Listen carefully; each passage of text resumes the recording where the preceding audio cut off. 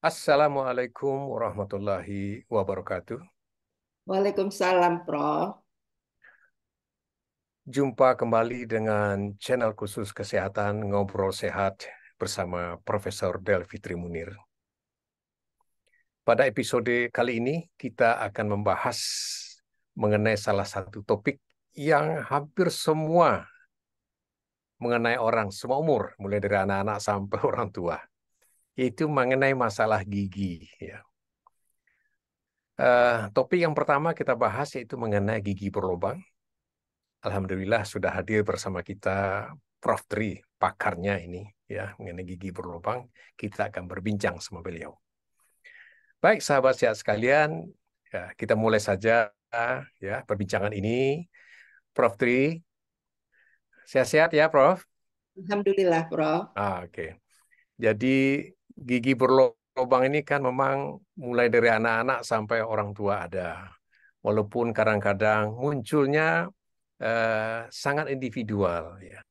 Saya pertama kali berlubang gigi saya itu umur 30 sudah anak satu gitu. Tapi anak-anak saya SD sudah pada berlubang semua aja. Jadi ini kan memang perlu kita bahas ini. Kenapa terjadi begitu? Nah, pertama kami ingin mohon penjelasan dari Prof ini. Kenapa kok gigi kita ini bisa berlubang padahal dia tulang yang sangat kuat sekali? Silakan, Prof. Terima kasih, Prof. Memang masalah gigi berlubang itu sudah menjadi masalah buat semua umur, Prof. Jadi dia tidak memandang umur masih kecil sampai ke orang tua, ya. Jadi memang rata-rata populasi di dunia ini sampai 52, sekian % itu memang mempunyai karies gigi, ya, di gigi berlubang tadi. Penyebabnya memang sulit, ya, kalau kita katakan masalahnya adalah sebenarnya kebersihan mulut, ya, kebersihan Oh, mulut, ya, di mana kita wajib sebenarnya membersihkan gigi, menyikat gigi itu 2 kali sehari, Prof, pagi dan malam ya. pada saat tidur. Tapi masyarakat suka lupa, suka memikir, wah, kalau setelah makan langsung sikat gigi, padahal itu salah sekali, ya, Prof. Hmm.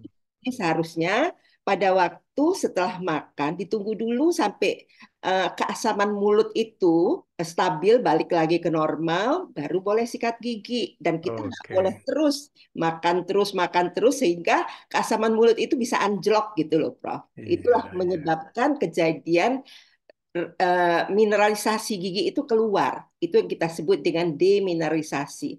Kalau itu berlanjut terus, Prof, maka akan terbentuklah gigi berlubang.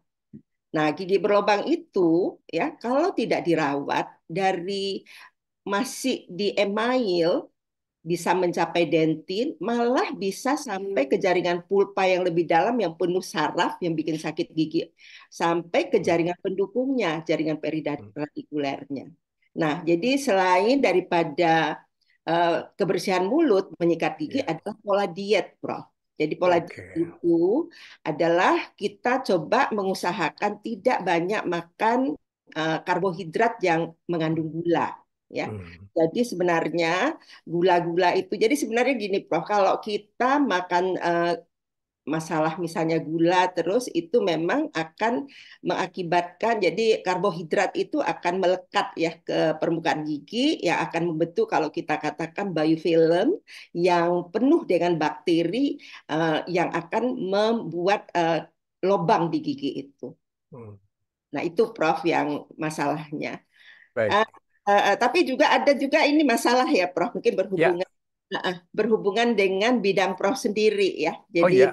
masalah masalah ini GERD, ya, gastroenteritis, Oh ya, ya, ya, ya, ya. di mana kalau orang menderita GERD itu artinya dia kan keasaman mulutnya kan masuk ke dalam rongga mulut, ya, Ya, keasaman ya, masuk ya, ke rongga mulut ya. dan itu akan membuat erosi dari gigi. Oh ya. Email gigi itu apa terlepas kalsium fosfatnya, kemudian dia akan lama-lama terbentuk lubang. gitu. Hmm, Ah, baik, jadi ternyata asam lambung ini bukan, kalau di kami di THT, Prof, ya ke tenggorokan, ke pita suara, kemudian ke telinga, ke hidung, ah, ke sinus ya, itu ya. memang ke tonsil juga bisa memicu inflamasi ya. Ternyata gigi juga rupanya ya. Bisa, Prof. Jadi, Ya, makanya baik. sebenarnya bidang THT dengan bidang Ya, konservasi gigi itu dekat ya, Prof. ya, Terutama ya, ya, benar, seperti benar. masalah tadi GERD, kemudian Ya, masalah ini, Prof, masalah sinusitis ya. oh Sinusitis ya, kadang sulit didiagnosa ini sinusnya karena sinus atau karena gigi. oh ya, ya, benar, Nah, itu juga. benar. Ya, benar. Jadi Ya, kalau GERD itu berhubungan dengan asam lambung ya, bisa karena produksinya terlalu banyak ya, terutama nih orang stres ini ya, naik asam lambungnya ya. Atau memang sphincter katup lambungnya yang longgar gitu. Harusnya dia tertutup, tidak bisa naik, ini terbuka dia gitu ya. Nah, iya, jadi ini faktor-faktor ini yang menyebabkan asam lambungnya keluar. Nah, semua ternyata gigi juga bisa dirusak oleh asam lambung. Nah, kalau dari sinus ya, tentu mulai dari akar gigi ya, Prof ya. Biasanya itu dari giginya yang infeksi menjalar ke sinus karena akar gigi itu terdapat di dasar sinus. Baik, Prof. Nah, tentu seyogianya kita lebih cepat tahu, lebih bagus ya supaya cepat penanggulangannya gitu ya.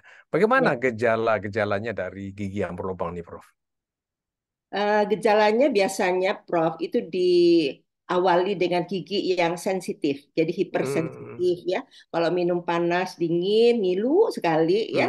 Nah, hmm, itu udah tanda gejala bahwa ada sesuatu kerusakan atau di email hmm, itu terlepas ya. Nah, itu hmm, jangan dibiarkan ya. Jadi eh, apalagi kalau dia sudah sampai ke dentin, kan lapisan gigi itu paling luar email yang sebelah dalamnya dentin, nah itu ngilunya akan tambah tambah sakit ya. Bukan lagi ngilu, bisa sampai sakit.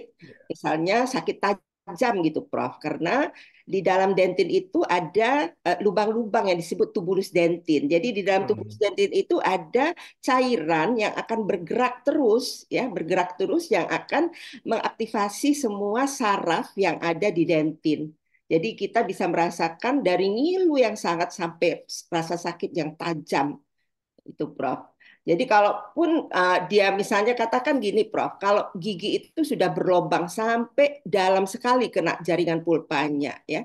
Nah, sering itu kadang-kadang orang memang sakit kalau peristiwa inflamasinya, radangnya itu membentuk supuratif, tapi kadang-kadang enggak, Prof. Jadi makanya kita kalau lihat bapak-bapak di lapak-lapak tua itu kan kalau ngobrol suka cungkil-cungkil gigi ya, Prof. Nah, hmm, hmm, hmm. kalau masuk makanan ke dalam lubang giginya itu sakit, tapi begitu dia keluarkan itu lega dia, Prof. Jadi Hmm. artinya memang kalau sudah ada lubang gigi yang kronis yang begitu masuk makanan sakit, kita usahakan katakanlah sisa makanan keluar memang akan lebih lebih lega, Prof. Karena tekanan di dalam gigi dengan tekanan rongga mulut itu jadi sama homeostasis. Jadi begitu, Prof, Ya, gejalanya. berarti sebelum dia berlubang sudah terasa ya ngilu-ngilu itu, Prof ya. Nah, kalau sudah berlubang tentu rasa sakit ya, Prof ya. Ya, Prof. Oke, rasa sakit ya. Jadi, nah, Prof ini kan kalau sudah terjadi lubang gitu ya, atau masih ngilu-ngilu, tentu berbeda penanggulangannya, mulai dari perawatan atau sampai kepada pencabutannya. Kalau bisa kan sebelum Ya, sampai ke pencabutan maunya sudah ditanggulangin sehingga giginya masih bisa dimanfaatkan. Jadi bagaimana penanggulangannya? Mulai dari ngilu-ngilu itu apa yang bisa dilakukan, Prof? Silakan, Prof. biasanya, Prof, kalau mulai dari ngilu ya, itu memang sekarang banyak orang sudah tahu. Sekarang kan banyak pasta gigi yang mengandung anti ngilu ya, seperti Hmm, Pepsodent, seperti apa lagi banyak ya. ya, ya. Jadi Hmm, kandungan itu nanti dia akan memasuki ke dalam pori-pori email itu yang akan membentuk suatu apa seperti penutupan ya, Prof. Jadi tidak hmm, ada lagi rasa ngilu ya. Jadi selain itu, Prof, juga dilihat juga yang sering di masyarakat kita adalah kalau dia begini, Prof, dia habis makan dia selalu sikat gigi. habis makan nih Prof, tadi yang saya ulangi Ya. tadi, habis makan. Hmm. Kalau langsung sikat gigi, selama keasaman mulut itu belum kembali normal, mineral gigi itu masih di luar. Jadi artinya tambah ngilulah gigi orang kalau terus disikat gigi, ya. Nah, itu masalahnya. Lalu kalau di email itu cukup dengan memberikan obat-obat apa pasta gigi ataupun kalau dia ke dokter gigi, sebaiknya memang ke dokter gigi.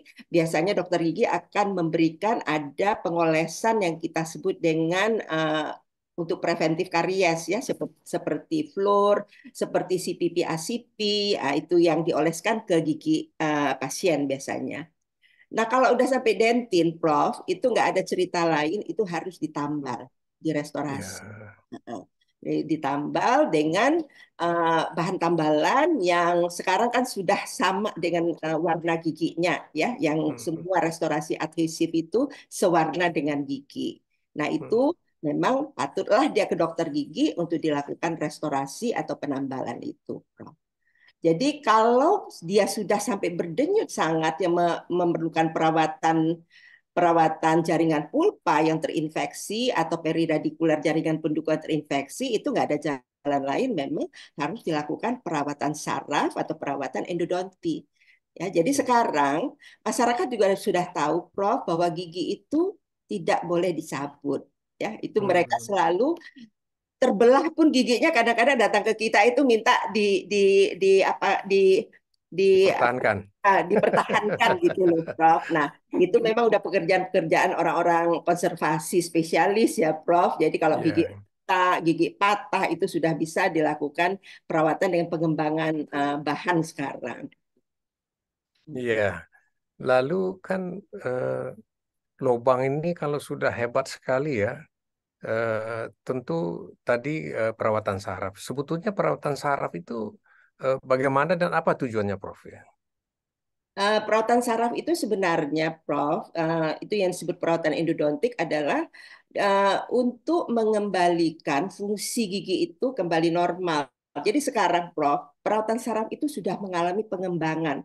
Tidak Hmm. seluruh jaringan sarafnya diambil kalau dia Hmm. masih mengalami inflamasi, tapi dilakukan perawatan yang disebut dengan regenerasi. Regenerasi Hmm. jaringan pulpa yang nanti akan pulpa yang masih tersisa di dalam gigi itu akan tetap memberikan apa sensasi ya. Itu lebih Hmm. baik daripada seluruh pulpa itu, jaringan pulpa itu diangkat. Karena kalau Hmm. diangkat, Prof, nanti diganti dengan bahan pengisi, kadang-kadang gigi patah pasien tidak merasa lagi. Hmm. Tapi kalau gigi itu sudah mati, nekrotik ya, sampai sudah ada jaringan jaringan apa namanya lesi periradikuler. Nah, itu Hmm. kita bisa melakukan perawatan pulpektomi yang disebut perawatan saluran akar non vital ya. Tapi pun sekarang dalam pengembangan perawatan endodontik di bidang konservasi sudah dapat juga dilakukan dengan membuat bleeding di ujung akar ya. Kemudian bleeding itu akan mengisi saluran akar, diletakkan bahan-bahan perancah di atas bleeding tadi, maka penelitian menunjukkan jaringan pulpanya akan mengalami revaskularisasi. Sampai situ Hmm. sekarang perawatan konservasi gigi, Prof. Oh, alhamdulillah ada kemajuan ya. Ya, Kalau udah dulu banyak kemajuan. dulu semuanya dia dibuang ya sarafnya gitu ya.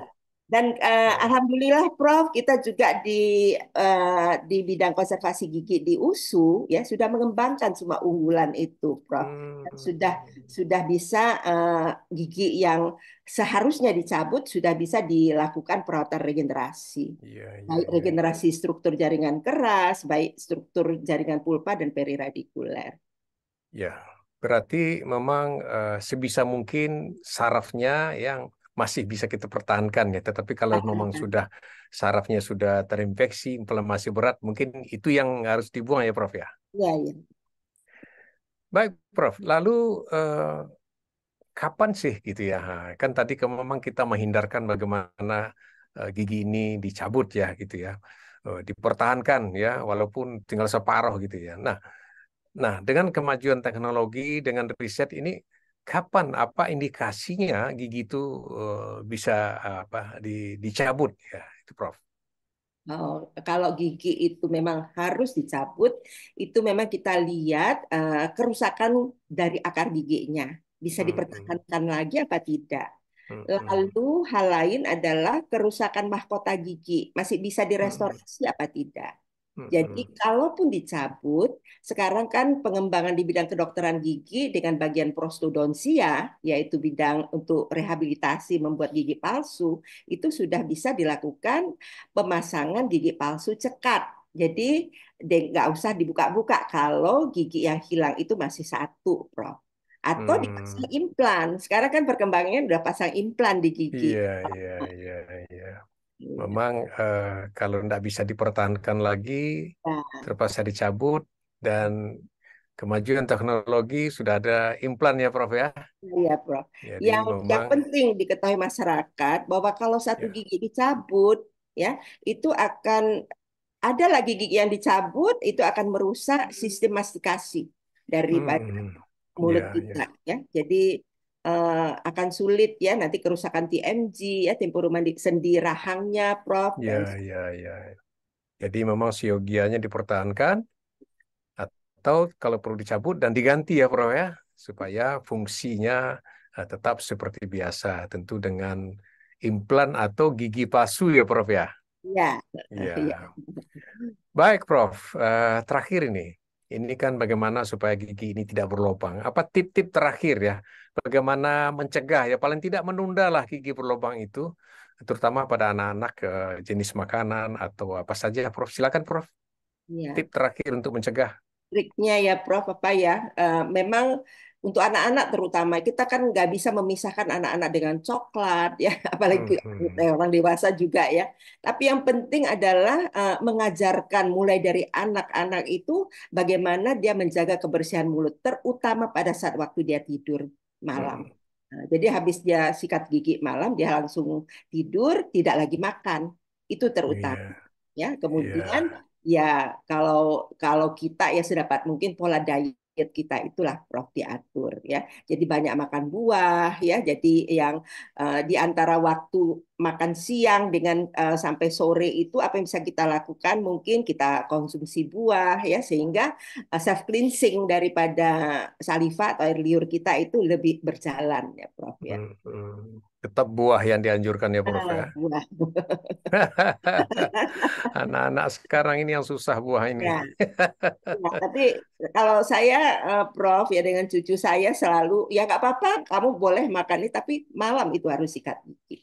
Oh gitu ya, ya, ya, ya. Jadi idealnya sikat giginya 2 kali ya, Prof ya. Nah, setelah sarapan pagi Ya. dan malam pada saat waktu tidur. Nah, ini yang kebiasaan yang sahabat sehat mungkin ya. Bangun pagi langsung sikat. Iya, Habis itu sarapan tidak disikat lagi. itu padahal yang salah. Ah, Jadi lagu Ibu Kasur ya dulu ya, ya, habis ya, ya, ya. ya kan, nah, itu sekarang sudah bergeser ya. Bergeser ya. Jadi nyikatnya itu setelah sarapan pagi dan Ya, setelah sarapan malam ya, Prof ya. ya, setelah mau tidur malam ya. Iya, pokoknya makan terakhir malam lah. Iya, Nanti makan setelah terakhir. disikat malam tuh tidak ada lagi masuk ke mulut ya mau Nah, tidur lah Prof iya, ya. iya. Jadi jadi sahabat sehat sekalian kalau mau gigi kita, anak-anak kita, cucu-cucu kita ya bisa sehat terus ya. Kalaupun karies atau berlubang kalau bisa ya tertunda ya gitu ya lebih lama dia giginya utuh. Tentu kebersihan ya, sikat gigi setelah sarapan pagi dan mau tidur malam 2 kali dan jangan lupa buah ya untuk membersihkan gigi kita rupanya ternyata buah ini self cleansing ya Prof ya. Iya, iya, Prof. Ya. Alhamdulillah, terima kasih Prof Tri yang sudah memberikan pencerahan kepada sahabat sehat sekalian. Semoga gigi anak-anak kita, cucu-cucu kita selalu dalam keadaan sehat dan terhindar dari lubang gigi yang akan tentu ada komplikasinya kalau kita tidak cepat ditanggulangi. Jadi kalau ada gejala seperti yang disampaikan Prof Tri tadi, apalagi kalau sudah berlubang, jangan berlama-lama, cepat dikonsultasikan ke dokter gigi yang terdekat. Itu ya, Prof ya. Iya, iya, Prof. Ya, baik, sahabat sehat sekalian. Sampai jumpa di episode yang akan datang. Assalamualaikum warahmatullahi wabarakatuh.